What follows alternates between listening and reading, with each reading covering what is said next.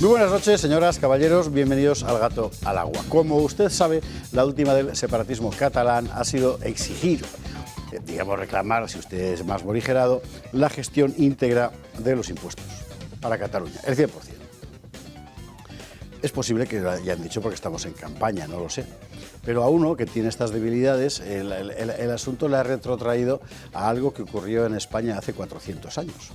Hace 400 años en España reinaba Felipe IV y gobernaba un caballero muy ambicioso, muy autoritario, pero muy brillante, un gran hombre de Estado, que se llamaba don Gaspar de Guzmán, el conde-duque de Olivares. Y Olivares se encontró con que tenía una situación endiablada porque la corona española en aquel momento incorporaba Flandes, incorporaba la mitad de Italia, aquello había que defenderlo y no tenía con qué. ¿Sabe usted por qué no tenía con qué? No tenía con qué porque en la España de la época cada territorio, que se diría ahora cada corona, tributaba cuando tributaba y por su cuenta. De tal forma que no había una hacienda centralizada y sin hacienda centralizada era imposible tener un ejército normal. Francia acababa de empezar su enorme despliegue después de las guerras civiles del siglo anterior, Suecia empezaba a expandirse por todas partes, hacían falta soldados y no había de dónde sacarlos. Aún más, cuando entramos en guerra con Francia, van para allá los tercios, la frontera es Cataluña, como todo el mundo sabe, ya lo era entonces, y los catalanes decidieron que ellos no tenían por qué aportar ya no hombres, sino ni siquiera dinero. Así que tenían que darles de comer en realidad con lo que pillaran, que no había por qué, no había con qué.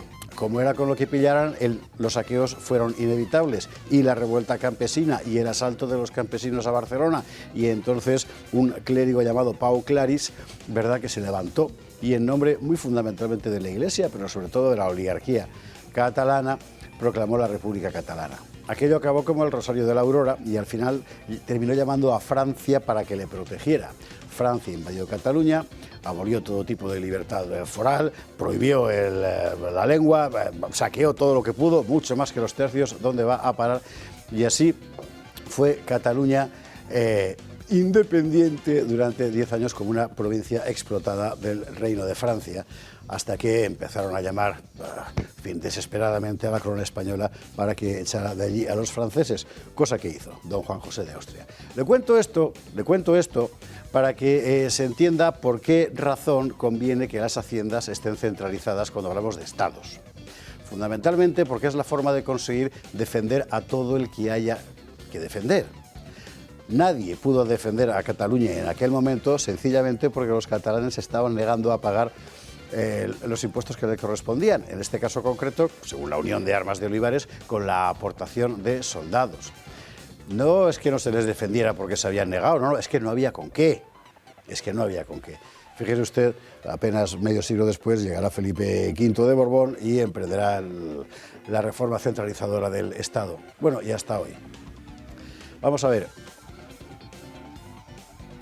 Las haciendas, los tesoros como se llaman, están centralizados porque es la mejor forma de asegurar un reparto equitativo y también de asegurar que cuando ese reparto no es equitativo, eso se pueda corregir.